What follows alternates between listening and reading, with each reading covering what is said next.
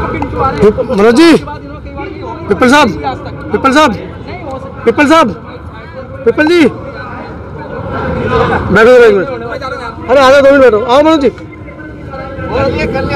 अरे आ तो जाओ यार, चाय खिलाऊंगा, मुर्गा। 2 मिनट के लिए आ जाओ। अरे एक मुद्दा है कुछ, आओ से।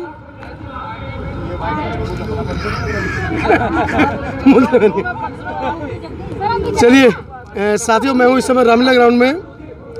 दलित राजनीति अपनी चरम सीमा पर है। उत्तर प्रदेश के अंदर जो गठबंधन बना है, बड़ी अपनी उसकी स्थिति जो है बड़ी मजबूत है। तमाम वो नेता जो चाहते हैं मुख्यमंत्री और प्रधानमंत्री बनना, कहीं ना कहीं दलितों की जो राजनीति है उसको हमें समझना पड़ेगा। मेरे साथ ग्वालियर से शहीदों का परिवार है। ये वो शहीद हैं जो 2 अप्रैल को अंबेडकरी आंदोलन की भेंट चढ़ गए थे, और शायद दिल्ली के अंदर बड़े बड़े आंदोलन इन शहीदों के परिवारों को लेकर पिछले कुछ महीनों में हुए हैं। आज एक आंदोलन चल रहा है आरक्षण बचाओ संघर्ष समिति के तत्वाधान में। ग्वालियर से ये परिवार आया है, और दिन के लगभग कितना टाइम हो गया भाई साहब? समय कितना हो गया? मोबाइल में देख के बताना। 3 बजने वाले हैं। ग्वालियर से ये परिवार आया है। मैं आपको दिखाना चाह रहा हूँ कि दलितों की राजनीति क्या है। शहीदों के नाम पर आज भीड़ इकट्ठा करने की कोशिश की गई, लेकिन अब हमारा समाज शायद जाग रहा है। बावन मेश्राम जी ने इस कार्यक्रम की अध्यक्षता की, और अभी वो 3 बजे मंच पर हैं। लेकिन ये शहीदों का जो परिवार है, जिसको सम्मानित करने के लिए बुलाया गया है, इनको अभी तक मंच पर नहीं बुलाया गया है। भीड़ जो आती है बहुजन समाज की, वो किसी मुद्दे के ऊपर आती है, लेकिन बहुजन समाज की भीड़ जो है वो कहीं ना कहीं त्रस्त हो गई है। लगातार नेता दिल्ली एनसीआर के अंदर बड़ी बड़ी सभाएं कर रहे हैं, लेकिन मुझे नहीं लगता सभा करने से कुछ भला होने वाला है।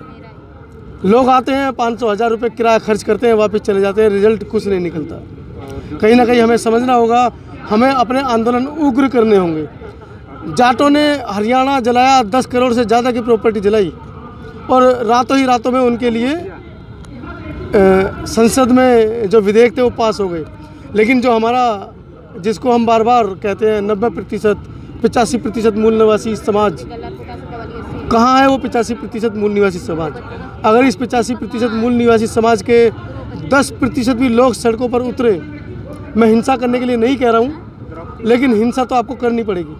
अपने अधिकार, जैसा कि बाबा साहब खुद कहते थे, अधिकार आपको मिलेंगे नहीं, आपको छीनने पड़ेंगे। आइए बात करते हैं शहीदों के परिवार से। क्या नाम है आपका? राममती टमोटिया। राममती टमोटिया जी हैं आप। राकेश टमोटिया जी के परिवार से हैं आप। तो कितने बजे से यहाँ बैठे हुए हैं? 1:30 बजे आ गए थे। पानी वानी पिया है? नहीं पिया है? पानी पिया है। आयोजक आए मिलने आपसे? आए थे। क्या बोले? ऐसे ही बुलवाला बता रहे थे आप क्या। नहीं तो 13 बच्चे हमारे शहीद हुए हैं, उनमें से सिर्फ राकेश टमोटिया जी का परिवार है, और भी कोई लोग हैं यहाँ पर? आप मेरठ से आए ना? जी ग्वालियर। MP भिंड से, मतलब 3 लोग हैं यहाँ पर। जी ग्वालियर से आए हैं। आप ग्वालियर से आए हैं? आप भिंड से आए हैं? जी ग्वालियर से आए मेरे साथ। अच्छा, आप ये आपके साथ आई हैं। तो क्या लगा सुबह से आप लोग बैठे हैं, हताश हैं, परेशान हैं, भूख लग रही है? खाना खाया नहीं खाया? नहीं। अपने पैसों से खाया? रिश्तेदारी में। तो साथियों, ये मैं आपको दुर्दशा दिखा रहा हूँ। दलितों के जो नेता हैं, जो वाम सेव के राष्ट्रीय अध्यक्ष बावन मेश्राम साहब, मैं उनकी बुराई नहीं कर रहा हूँ, लेकिन कहीं ना कहीं उनको अपने जो अनुयायी हैं, जो उनके यहाँ व्यवस्थापक हैं, उनको ये हिदायत देनी चाहिए थी कि शहीदों के जो परिवार आए हैं, कम से कम उनकी देख रेख तो करें। आज इतनी भीड़ है, तमाम हज़ारों की संख्या में जो लोग बाहर आए हैं, वो धूप में सड़कों के पेड़ के नीचे बैठे हुए हैं। खैर चलिए, वो एक अलग मुद्दा है, लेकिन मेरा मुद्दा जो है वो ये है कि ग्वालियर से आए हैं 2 परिवार यहाँ पर आए हैं। 13 बच्चों में से जो हमारे शहीद हुए हैं, 13 में से 2 परिवार यहाँ पर हैं।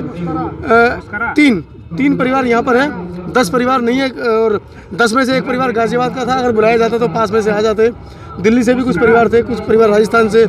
तो मैं ये दिखा रहा हूँ कि किस तरीके से आयोजन बहुत बड़ा है, लेकिन दिल भी बड़ा आपको रखना पड़ेगा।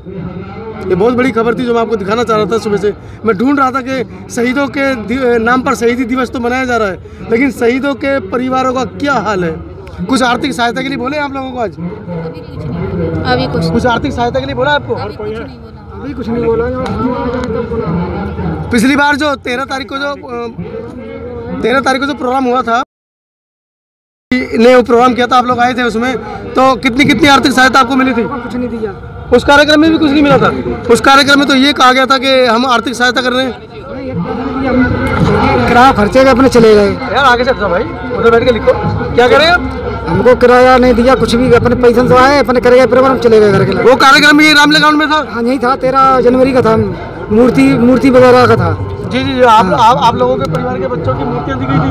नहीं, मूर्ति नहीं रखी है। तो साथियों, एक बहुत बड़ी मुद्दा भी यहाँ पर निकल कर आ रहा है कि जो 13 तारीख का जो बहुत बड़ा एक कार्यक्रम था, जिसमें शहीदों की मूर्तियाँ यहाँ पर शहीदों के परिवारों को दी गई थी, और वो कहा गया था कि उनके गांव में जाकर वो लगाई जाएंगी। आपकी मूर्ति लगी गांव में? नहीं, अभी नहीं रखी है, गई ना दिल्ली गई। लगाने नहीं दे रहा, पुलिस लगाने नहीं दे रहा है। के बाद जाएंगे, वो आचार संहिता तो अब हुई है 15 दिन पहले। उससे पहले क्या कर रहे थे? पहले से नहीं रखी है मूर्तियाँ, सारी दिल्ली में रखी है? नहीं, दिल्ली में नहीं। आप लोगों को कुछ जो 13 तारीख को जो पहले यहाँ प्रोग्राम हुआ था, उसमें कुछ आर्थिक सहायता मिली थी? नहीं, कुछ नहीं। तो साथियों, ये बहुत बड़ी खबर है कि जो इतना बड़ा आंदोलन हुआ था 13 तारीख को, शहीदों की 13 मूर्तियां, जिसके अंदर आपने लगातार पूरी रिपोर्टिंग सुबह से लेकर शाम तक समता आवाज़ टीवी के माध्यम से देखी थी। तो ये मैं नहीं कह रहा हूँ, ये शहीदों के परिवारजन कह रहे हैं कि उनको कोई आर्थिक सहायता उस कार्यक्रम में नहीं मिल पाई। देखते हैं आज भी शहीदों के ऊपर राजनीति हो रही है, इनको क्या आर्थिक सहायता आज आरक्षण बचाओ संघर्ष समिति की तरफ से की जाएगी। धन्यवाद।